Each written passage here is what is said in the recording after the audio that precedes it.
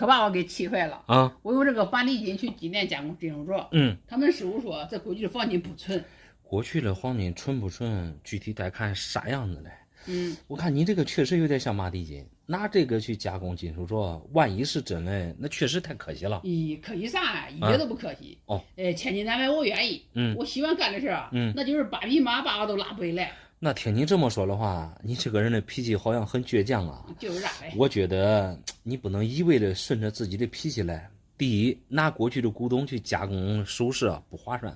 第二，看你这个马蹄金状态的话，也确实为难人家师傅了。说不定这种黄金真不纯嘞。黄金不纯，怎么可能嘞？这金黄色的颜色，这一看就是纯金的啊！我感觉他那加工师傅吧，就是技术不行。我发现你这不止脾气倔，而且还是爱抬杠。人家金店加工师傅整天都和金银打交道，黄金纯不纯，含金量怎么样，可不是简单的看外面的颜色这么简单啊！人家凭借的是经验。再说这个马蹄金拿来了，难道你这还不清楚吗？我很清楚啊，反正我感觉啊，他的技术不行，具体拿来的，还是俺闺女的运气好啊。上次高考在学校门口捡的。马蹄金原来在学校门口捡的。对呀，我知道那项链断了容易掉，第一次听说能捡到这种马蹄金了。既然别人扔掉不要了，可想而知这种东西啊，也不是什么贵重的东西。不然不会随随便便让你给捡着。我跟你说，你说这话也没有水平。啥叫是不是贵重的东西？别人都帮我看过了，这是马蹄金，价值30万嘞。价值30万？对呀。我想不通的是，真值30万的话，你去用它加工一只金属镯，这也太亏了吧？虽说现在黄金涨价了，你拿30万应该可以买很多成品，而不是像这样冒失了呀，去加工什么手镯。其他多余的话，咱俩也不用多说。既然今天老板的技术不识货，跟你说那就你帮我看看，买这古董能值多少钱？能值多少钱？可以肯定一点的是，绝对没有像你说的30万之多。马蹄金也好，黄金也好，首先像你这么大的个啊，我觉得重量不对，我这拖着总感觉太轻飘。不轻了，这个的182克重了，沉甸甸嘞。因为黄金的比重比较重。182克只能说明材质绝对有问题。你既然不是空心的，又这么厚又这么大，重量在1斤左右，182还不到4两，那只能说这不是黄金。不是黄金是啥？这个材质是啥，具体还跟你说不了。如果是黄金的话，它最起码不会氧化了。你看你这个马蹄金，你看有很多地方这都已经褪色了。另外你这个马蹄金也更不是什么古董。古董金饼，人家的材质是黄金，而马蹄金又是那种中空的造型，怎么看怎么都没有老气儿，就像是上周才生产出来似的，典型的现代艺术品，没什么价值，怪不得别人会扔掉。我感觉你这鉴定的也有问题，回答的根本没有说服力。你说是艺术品，那艺术品总得有价值吧？你说的很对，艺术品确实也有价值。你像现在网上还有地摊上有很多这种类似的小玩意儿，毕竟很多过去的古董价格太贵，一般人又买不起，所以大家都会选择这种价格低廉的艺术品，几十块钱有时候你就能买回来一个。得了吧，几十块钱算是小钱，别人有时候可能看都不让你看。那是。幸好我联系好了这北京的专家，人家直接给我30万。得了吧，几十块钱是小钱，30万难道是大风刮来了吗？人家看你这是啥都不懂，你就随随便便捡个东西能发财，这种一眼假的东西给你报30万，这种伪专家不可信。我建议你多去实体店问问价，别糊头糊脑的去北京被骗了，到时候你说是再说啥，那时候都晚了。人家才不会骗我嘞，我还是去北京找专家吧，这也卖30万。好。我朋友借我2万块钱，前几天返我钱的时候，这给我了一个这个银元，帮我看看是真的假的。看来那朋友是个讲究人XF45的短尾龙，真假的话我看问题不大。搁这盒子这都是一眼开门的状态，品相整体来说还不错，全龙鳞全字口，而且还是老味道。你借给他2万，相当于这个短尾给你利息了。本来我就没有给他要利息，这是他硬要给我的，总共就用了2个月，给我这个银元，我都有点不好意思。总共只用了2月，那你这个朋友确实有点小题大做了。怎么说这个短尾也值个好几千块钱了，看来你这个朋友有钱啊。我们也是好多年没见了，听说他在外面混的还不错。之前我们关系也挺好。听说他是在外面发财了，2个月前忽然间回来找我玩，临走时向我借了2万块钱周转说。如果你们之前关系还不错的话，那他张嘴借2万也不多，你不借的话也不合适。对呀，所以当时我就借给他了，说是周转半年，结果不到2个月就返给我了。另外还送给我一块这个银元。那你这个朋友确实出手挺大方的，2个月的利息，即使贷款，对吧，也给不了那么多啊。他今天又给我打电话了，说自己这几天在跟一个大项目，急需20万周转，还是用不到半年的时间。到时候返钱的时候说至少能给我5万块钱的好处费。再向你准备借20万，不到半年要给你5万的好处费。听他说这话确实挺诱惑人的，因为你这个朋友啊，你这个事儿是咋想的呢？我其实也没什么想法，我今天来就是想看看这块银元是真是假，究竟值多少钱，然后再做打算。你这个银元首先真假是没啥问题，标准的34年北洋短尾龙，而且已经平地入盒了。能值多少钱？我简单的给你来看一下它这个状态。龙鳞可以说是全龙鳞，壁面字口的话也算是全深大，因为壁面你看带包浆，整体味道不错，算是一块味道币吧。因为34年短尾龙啊，比长尾龙要少很多。以目前你这个状态来看的话，轻轻松松5000块钱还是有的。这块银元没想到能卖几个千块钱。对，这个好处费真是超出我的想象。照这样说的话，我那20万，绝对还能借给他了。哎呀，我看未必是一件好事，原因有3，你做一下参考。第一，你们很久没有联系了，这说明你这个朋友现在的啥情况你也不了解。第二，借2万给5000的好处费，借20万给5万的好处费，周转的时间也短，利息高，短时间内啊不可能产生那么丰厚的回报。第三，你很有可能啊遇到这个钓鱼陷阱了。你朋友给你的这个银元就是鱼饵，你再借给他20万，很有可能啊本钱都收不回来。你说的啥真吓人！我朋友好像也无意中给我说过，他现在干的生意比较赚钱，有时候就是需要资金周转。你光别听他这么说，有时候他说的不一定是真的。既然他做生意那么赚钱，他为什么不上银行去贷款呢？2个月时间，银行借20万，才几千块钱的利息，为什么要给你5万呢？你自己想想。你说的也是啊，反正这块银元是真的，我给他卖了，大不了以后这20万不借给他就行了。20万块钱可以不借给他，但是这个银元我建议你啊，还是先别出手，毕竟这是他给你的好处费。万一你那20万不借给他的话，那他再来个狗急跳墙，找你追回来这个银元，到时候你再没有，说实话这就可是大麻烦。你说的也是，本来借的2万周转，从未想过要他的好处费。对呀，万一因为这块银元撕破脸就不好了。对，适当的时候把银元还还给他。熟人之间啊，看破不说破，知道他是啥样的人都行了。对，好嘞，谢谢老板啊。没事。这终于等到俺爸出去打工了，我这费了九牛二虎之力，从他保险柜里面拿出来他存放的银元。你这是啥情况啊？等恁老爸不在家拿得了银元，来，我看看你的东西。这都是俺爷爷传下来的，据说里面有不少值钱的啊。要不是我急着用钱，都不会拿出来。哇塞，你这银元数量还真不少。这第一块露出来了，这可都是不一般的银元，原相飞龙都上来了。哇塞，这一块比一块养眼啊！这大针还真不少，这让我看了。这都流口水了，我还是先给你来数一数数量吧。10、15，总共是19块银元，这数量对不对？你数得很仔细。19块，一个不多，一个不少。我跟你说句实话吧。我准备啊买一辆10来万的小汽车。你看买哪一个管够我买车的？准备买10来万的小汽车，看来你这是有备而来啊。我先给你整理一下银元的种类，因为这个银元说实话它种类不一样，有值钱的，你看这甘肃佳字还有苏维埃，这都是特别值钱的。另外一些啊，这都是比较常见的。买一个10来万的小汽车，你平时跟他爸商量一下，这没必要趁他不在家卖银元啊。呀，爸平时这个人啊太抠了，天天守着这音乐，说越放越值钱，我都20好几了，不买辆车，现在都不好找对象了。那是，现在在农村找对象，确实标配必须得有车，没有车的话，确实不好找对象。平时没车，出门也不方便啊。这些音乐你随便拿出来一个，按理说这买车都没啥问题。您的这些可都不是祖传下来的呀，那爷传下来的话，很有可能啊，这是在半道上买的呀。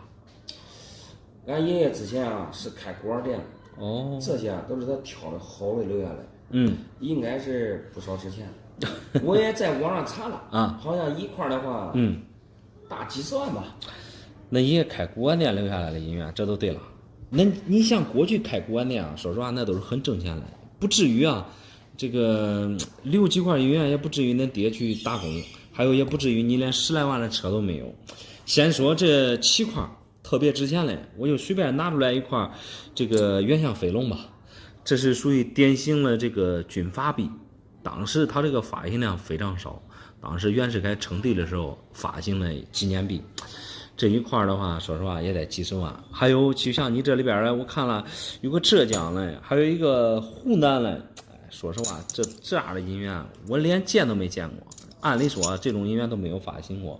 另外像你这个甘肃嘉志啊，这都是大头王。大头王说实话，在大头里边这一块也没有几十万也下不来。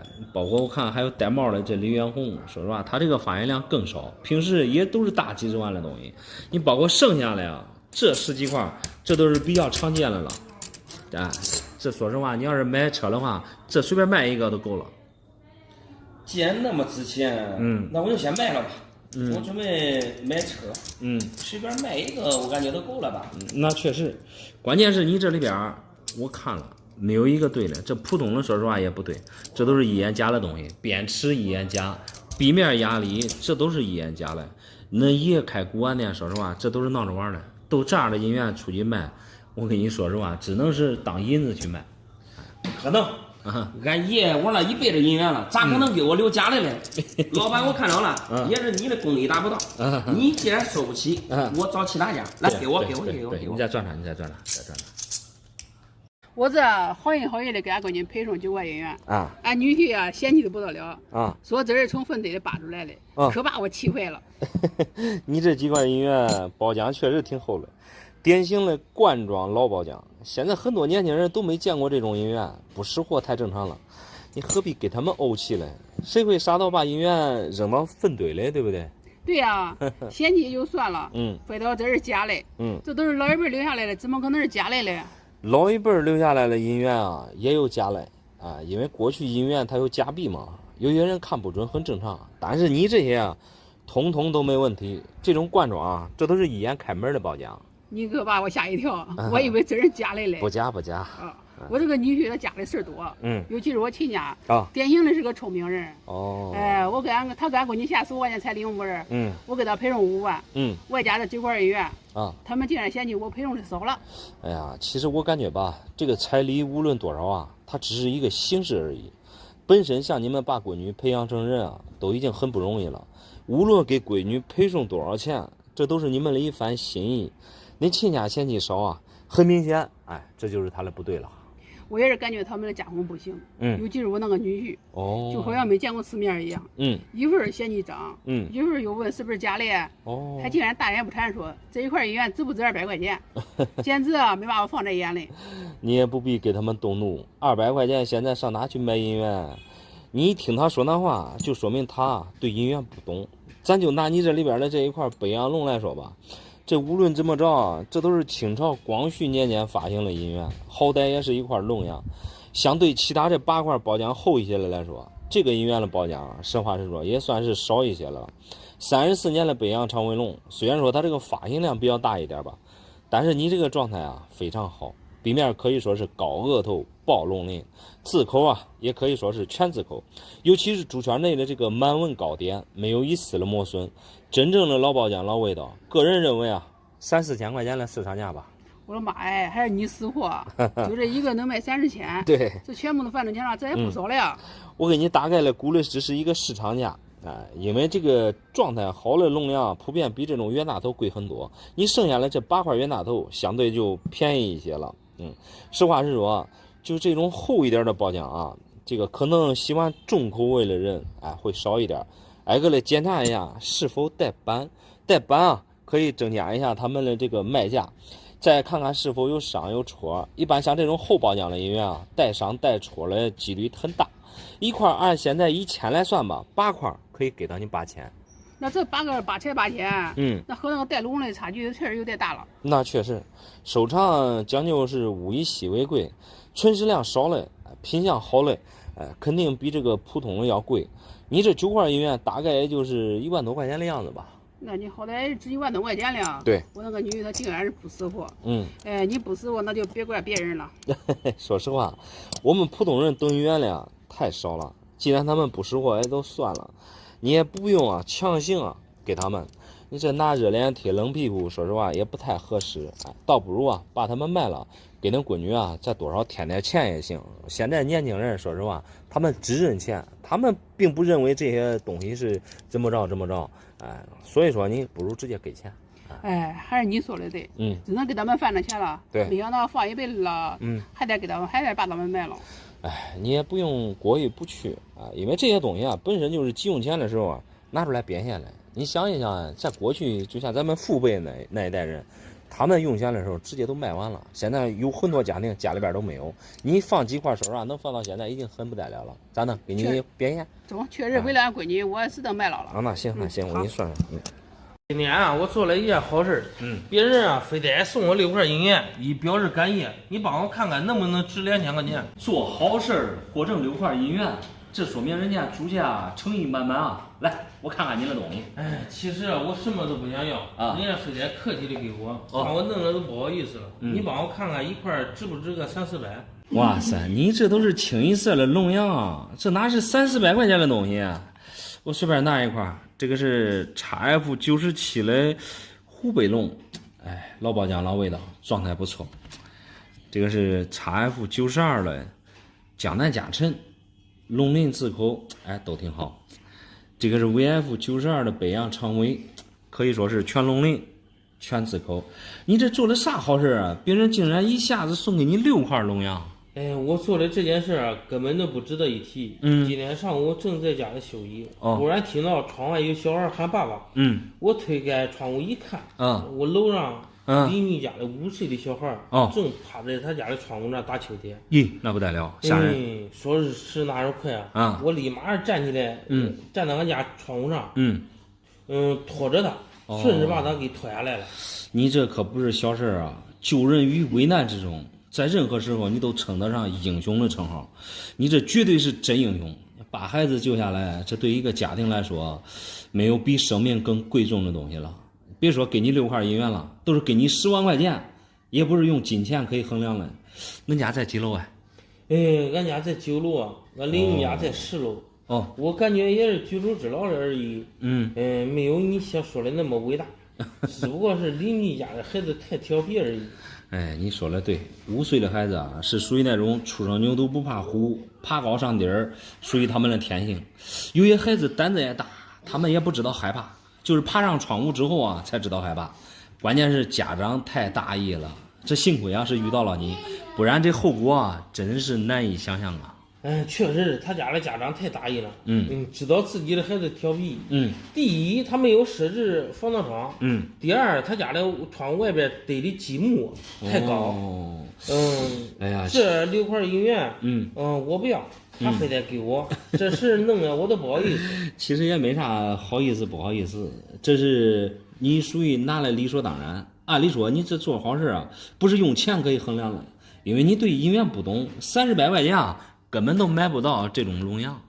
我都随便给你拿一块吧，来估估价。拿这个 XF97的湖北龙来说吧，典型的生龙，97就代表它这个壁面有包浆。虽说这块银元没给分，但是状态还是挺不错的。你看它这个龙鳞保存的非常好，湖北龙龙鳞大部分都是糊住的，而你这个状态可以说是非常好，壁面这稍微带点包浆，味道还是非常好。看看纸面纸面这一块可以说是全纸钩，稍微有一些这个流动痕迹，这都属于很正常。类似于这样的状态龙羊啊，一块大概也就4000左右吧。一个4000，对，那不是相当于6块银元24000了吗？差不多。真没想到一块银元能值那么多钱，我感觉这有点贵。如果是1-2千的话，这东西我都要了。说实话，你太谦虚了。主要是你干这好事啊，真是无法用这个金钱来衡量。好歹贵贱也都算恁邻居的一番心意吧，也就是给你20万也不嫌多。你想想往窗户上一站，那得多大的胆量啊！你这冒着生命危险去救了人啊！哎，别人都说大人不言谢，这弄得我都不知道该怎么办好了。哎，反正对我来说是小事一桩，这些东西啊实在是太贵重。哎呀，我感觉啊，这是恁邻居的一番心意。首先这个真假啊没啥问题，你自己把握吧。如果感觉不合适，你随时可以退给他。如果他非得不要，那你就收好，可以啊，把他们当传家宝继续传下去，拿回去你自己做决定。哎，我还是送你一张吧，这东西实在是太贵重，那举手之劳是太贵重了。叔叔，俺同学送给我4块钱，我看着他们开张了，你能帮我洗干净吗？4块钱，这是4块袁大头银元，它这一个面值啊，确实是1元，壁面太脏，这是它的正常包浆。一般像这种包浆啊，它都是罐装的，不好洗，也洗不掉。你这个同学为啥要送给你这个呀？他把我的手表带坏了，这4块钱算是赔我的，我就想把它们洗白，洗白了就好看了。一般像这种银元啊，不能洗，也洗不白，洗白洗净它就不值钱了。把你的手表带坏了，就赔给你这4块银元，你这是赚大了。一般你们的这个手表啊，也值不了多少钱。我的手表是40多块买的，才戴有3天。我同学非得想戴，结果摔在地上摔坏了。哦，朋友之间相互分享一些东西啊，这都很正常。尤其是像你们这么大年龄的啊，损坏别人的东西之后啊，可以让父母出面，再给你买一个新的，没必要拿家里的这个银元来抵账啊。你这4块钱是同学他自己的，是他爷爷给他的压岁钱，自己的压岁钱他有自己的权利赔给我。哎呀，你这小朋友说话是一套一套的，你说的也在一点理。现在像你们这么大年龄的孩子啊，大部分都有压岁钱，但是你们年龄太小，有时候在处理这个压岁钱的问题上，还得经过这个父母的同意。就像这4块银元可不便宜啊！不是就是4块钱吗？不是看在好朋友的面子上，我才不要呢。我手表可是40多买的，就这还亏30多块钱呢。哎呀，你这是得了便宜还卖乖啊！这个我可以告诉你，这些啊，这都是100多年前的1块钱。就拿里面这个最便宜的，就这一块这个甘肃大头来说吧，你仔细看一下1元这个地方，开口背。夹合立体感比较明显，背面的圆相比较粗犷，胸前啊不缺小内齿，眼睛很明显是双眼皮，壁面又干净又无伤无戳，就这一块能卖个1500-1600，买你的手表的话，应该买个30-40个没问题。你说的就像真的一样，怎么会可能买30-40个手表呢？如果真买那么多的话，我同学可不是傻子，他会一下子给我4个吗？你这话回答的也没毛病。我告诉你最根本的原因啊，就是你同学啊，他不懂这个价位，所以他也算不出来这个细账。我再来给你随便拿一块吧，好吧，就这一块，这是9年的袁大头。你看嘉禾第2个麦芒为 B 芒，因为这个包浆太厚了，9点钟方向它是缺一个小内齿的。看一下它的发丝啊，发丝非常明显，这个就是典型的9年精发。这个在袁大头里它是一个好版，壁面老包浆老味道，没有伤戳磕，按照现在这个状态也是大几千块钱的东西。照你这样算的话，我同学这4块钱可以买100多块表了。对啊，初步估算就是这样，因为你们小孩子戴的表也不贵，而你同学这4块银元啊，这都不是便宜的东西，只不过是你同学不懂行情罢了，他是误打误撞赔给你的。那我还真的不知道，我还以为是不值钱的东西呢，这一下子哪能知道那值那么多钱，我下午就返给他吧。对，我支持你这种做法，都是同学，都是好朋友，咱不能因为弄坏了你的几十块钱的手表，咱就要别人几千上万的银元，这太不合适了。鉴于你也不知道，东西还还给他，让他爸妈，抽时间去给你买一个新手表，这事儿就算过去了。好嘞，好嘞，谢谢叔叔。不客气，不客气。发大财了，这儿子娶一个日本媳妇儿他知道我玩音乐特意从日本带过来一块日本音乐。日本音乐在所有音乐里边它是最便宜的，但是也有贵的。来，我也看你的东西。我和其他日元已经做了对比确实不一样。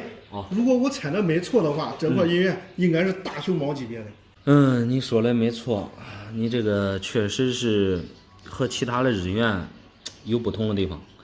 这个是在明治系列年份里边算它这个发行量是最少的，这个是明治3年，而且你这个分数也高MS64加，这相当于是在冠军分了。壁面带光，而且壁面我看了一下，还有少许的这个留印，比普通的日元贵，确实难得，东西不错。你这个日本儿媳妇孝敬你的非常好。我这个儿媳妇确实非常孝顺。第一次来说实话就懂得讨人喜欢，知道我爱好什么，偏偏送给我这个音乐。说实话，送的这个音乐我可喜欢，我对他这个礼数非常满意。儿媳妇懂礼数。懂得这个投其所好给你留下来一个好印象。注意说明你这个儿子也不差。说实话，能娶到外国的这个媳妇儿，注意说明也很优秀。就是娶日本媳妇儿，我都想问一下，他那边的彩礼高不高有彩礼高倒是不咋高吧，大概100万日元左右。100万日元。对，不过他们那可不是像咱这谁都请他只是请这个几个别重要的这个人物。就是其实每个地方的习俗不一样。日本那边100万相当于咱人民币应该是也就10万以内吧，也就几万块钱。不过日本那边他们的工作和生活分得非常清楚。不像咱们这边这个随礼，就比如说这个认识的不认识的基本上都来，反正有差别。那是，你看我这个能不能当这个传家宝传下去？将来要放个几十年，看看能不能养老。到30年，50年后是吧？这不是几十万？这个说实话，这个以后的事情，这个谁都说不准。因为咱们都不是预言家，我们虽然说玩预言不瞎，但是对以后的事情，咱真是看不那么远。然后再说你这个选音源选品很重要实话实说，这个日元很局限，因为在咱国内玩日元的不多。你想将来30年、50年之后，对不对？想卖个几十万，我看有点难。我听你这说话有点顾忌了你都这样老板，你都跟我说他现在管值多少钱？以后大致管涨多少？那行，我给你简单的说说，这个明治系列的音源其实发行量非常大，你这个是特别稀少的明治3年，你可以通过这个笔面和普通的音源不一样。你看普通的那个明治系列的，它这有个一元有很多不同因为我手边也没有这种日元，你包括他们的这个一元是在正面写着的，包括这个设计，说实话区别都很大。这个你这个现在能值多少钱？通过这个音源来看的话，你首先它这个分数比较高，你看是纯粹的未流通的状态，你看笔面带光，而且你这个确实状态不错。你包括刚才我跟你说的一些留音这都不是划伤，这都是留音。包括它这个状态，说实话也算是几千块里边吧，能选出来一块，也确实是挺不错的。然后现在这个日元虽然说玩也不多，但是这个明治3年比较稀少，它这个年份决定了它这个价值。以你这个状态来看的话 ，MS64 现在我估价的话，初步在6000左右。30年、50年之后能值多少钱？这个还具体说不了。6000左右吗？对，你像这能值钱吗？对你像普通的这个日元达到这个 MS 级别这个分数的话，现在大概市场价也就1-2千块钱。所以说这一块的话，顶普通的日元一块顶3块的样子。刚才听你说都是稀少。对，非常好。对，品相特别好。对。总你别说了，俺这个日本媳妇说是吧？这送礼物太喜欢了。对，30年、50年之后，这个具体咱说不了，反正不过当个礼物挺好的。你不是喜欢收藏吗？继续放着，留着手里边玩。中找这个3年来难找这个品相来也特别难找。是的。中午先谢谢老板不客气。俺媳妇是恁多，来叫我叫这个银元卖了，一点私房钱都不让我留。私房钱只能是自己知道，让恁媳妇知道了肯定得上交。哇塞，你这个8年不错啊，提点年，这个板比较少见，壁面这还是带彩的，这底板状态好了没得说。这个出的话确实挺可惜的呀。啥不说了，俺媳妇都太聪明了。聪明了是一件好事啊，你这是得了便宜又卖乖啊。我感觉还是平淡点好。我跟你说一下这个银元为什么卖哈。因为啥？俺这个弟兄3个，俺老家父母盖了一套房，房子是我自己盖的。俺媳妇天天催我，让俺爸妈弄一个房子属于我的证明。写证明的话，因为你们是弟兄3个，那你那俩兄弟是咋想的？这涉及到分家了，不可能一味的去勉强父母私自去做这个决定嘛。没有强行逼父母去写，因为俺兄弟3人早就不在农村住了，所以我们一家人来到一个宅基地。按地价15000来算，每个人我已经给他5000了。现在房子又是我盖的，所以俺媳妇一直催着让我写证明。那现在相当于什么都是你的了，这个写不写和恁弟兄俩已经没啥关系了。俺媳妇说，那不怕1万就怕万一啊！万一以后发展好喽，是吧？或者说俺弟媳妇再有其他意见了的。是了，恁媳妇想来确实挺周全，你也不要怕麻烦，就是父母动动笔，把这个事情写清楚就行。这叫亲兄弟啊，明算账，和这个姻缘这有啥关系嘞？俺媳妇非得要我叫姻缘卖喽。2个兄弟那个弟媳妇还有一家人，坐一块吃饭，当着他们门面嘛。把这个事情解决了，我感觉完全多此一举。可能恁媳妇想的是对的，以后的事儿谁也说不了会咋样。在利益面前啊，可不能随便的去考验人性。反正这个8年也不便宜，吃顿饭这才拿到哪儿啊？你想的都太远了吧？反正我是没想那么远。3年前买的，你看我现在能给多少钱吗？那你如果是3年前买的话，肯定不会赔钱啊。一般像这种8年的名誉品啊，可遇不可求。这个提点年，我们常见的都是10年了，8年了就相当于是罕见版了。都知道8年的版虽然多，但是常见的呀一抓一大把。像这种稀缺少的呀，一币难求。提点年和长点年一样少，就是年字这个地方，你看。它这个一点成梯形，它这个板啊搭配的是天华空心叶，不是所有的天华空心叶都是提点年，但是提点年必须是天华空心叶，这个板不错。而你的这个状态，底板更是一流。首先说它的包浆，这绝对是带彩包浆，像这种淡彩包浆啊，给银元加分。再来说字口，你看你这个字口属于全身大。尤其是它这个耳朵，就是8年的一个高点，不然评分也不会给到你 AU 55分了。个人始终认为啊，状态极好，大概市场价在1万以内，8、9千块钱，完全是没啥问题。说实话，这么好的银元我都不想出，手里有缺零花钱你给我3000块钱，收了，剩下的给我现金。我不让俺媳妇看见。这个钱怎么给你，这都是小问题。毕竟这个是你3年前买的，最关键还是那媳妇让你办了这个事儿啊。你还得按他的意思办，恁媳妇想的比较远，谁也不知道以后会发生什么事儿。这个证明啊，就在这个宴席上，让父母光明正大的写，当着兄弟俩的面写，这事儿也算是告一段落。那只能这样了。我看他们都想的太远了，我是比较顺其自然，最起码心不累。看出来了，你确实是一个挺实在的人，啥都不说了。这个啥都不说，先君子后头人，比啥都强。以后你就知道了。那我给你算算账。可把我气坏了，俺这个儿媳妇啊，事儿多得很。这原本给俺儿子准备了银元，今天必须得把它卖了。给儿子准备了银元，嫌弃儿媳妇事多，这是个什么情况？来，我看你的东西。这块银元啊，本来要送给俺儿子当结婚礼物的，这儿媳妇还没过门嘞，8月15准备走第一个亲戚嘞，我嫌弃他事儿太多了。原来准备给儿子当结婚礼物怪不得你会选择品相这么好的银元。58分的江南嘉诚，这壁面带光，和 MS 级别没什么区别尤其是它这个龙鳞没有磨损，状态确实不错。这8月15走亲戚，如果孩子没有结婚的话，那应该是一件非常隆重的一次走亲戚嘛。其实俩孩子还没定亲准备11月份安排双方父母见面。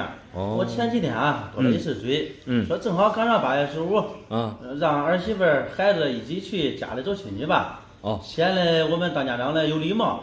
还真别说，你这个当家长的想的确实是滴水不漏。按照我们中国的传统啊，即使孩子没定亲，这个让儿子上儿媳妇家送上节日的问候啊，这个8月15领着礼物去拜访一下亲家，也算是表示对他们的重视吧。哎，其实我也是这样想的，但是俺儿媳妇啊，昨天给我打电话，说他妈要求必须给他们带1扇洋筒子，再加上6个老公鸡就行了，其他的不用买。这说明恁亲家母也够细心啊，怕恁不了解那边的风俗，怕你乱花钱。买洋筒子6只老公鸡，应该也花不了多少钱。这你有啥好生气的呀？哎，说实话，我跟你想的呀，正好相反啊。哎，这还没结婚的都那么多事儿，又要求这又要求那的，哪有买东西还开个礼单的习惯呢？我最看不惯的呀，就是这种人。哎，确实，我们每个人啊想法都不一样。我觉得你是不是多想了？有标准啊，总比没标准强。你像我们这里啊，你看年轻人定亲，指名道姓要城乡的那个方便面，一要还都是几十上百箱，那不是事儿更多吗？哎，啥都不说了，反正我是对这个事儿啊非常反感。钱倒是花不了多少钱。我这个人啊最烦的就是别人硬要求我。我觉得你完全是想多了，反正你买啥都得花钱，何必多想呢？说实话，你这个58分的这个江南嘉诚啊，卖了太可惜了，给孩子对吧？送给孩子的本身这个寓意挺好，姻缘，哎，而且比给一个那个厚红包啊更有传承意义。你看江南嘉诚啊，是属于8个有纪念里边品相相对来说还算好一些的。你可以通过这个壁面可以看得到，这个品相这都是一流的。基本上龙阳有这种全龙鳞的，说实话太少了。AU58也算是 AU 状态里边分数也算是最高的了，字口整体没有任何磨损，尤其是它这个满纹还有它这个内齿，可以说是没有丝毫的弱打。哎，就目前你这个状态，我看还多少有一点小逆背，差不多能给到你6000左右吧。哎，6000就6000吧，卖了也不送给他们了。6000块钱我自己放着花，也总比给他们强。我感觉完全是你多想了。你好不容易给孩子选个结婚礼物，你这因为儿媳妇的对吧一些小要求，你就改变了你的想法，是不是这个显得你有点小气了嘞？这话说的，我这人啊绝对不小气。这还没有定亲嘞就开始拿捏我了啊！如果以后孩子结婚了，说不定还不知道啥摆着我嘞。我感觉你确实是多虑了。本身订婚、结婚这都不是小事儿，别人经常说啊。无理不通俗，10里改规矩。每个地方的风俗习惯不同，尤其是女方，她家里边有要求，这都很正常。我们男方啊，都要尊重他们的要求。你看，1扇洋筒子，6只老公鸡，这要求不算多，说不好听的呀，还没有这现在的1件酒贵的。我看你啊，还是把姻缘拿回去，照着恁亲家的意思办就行了。不行。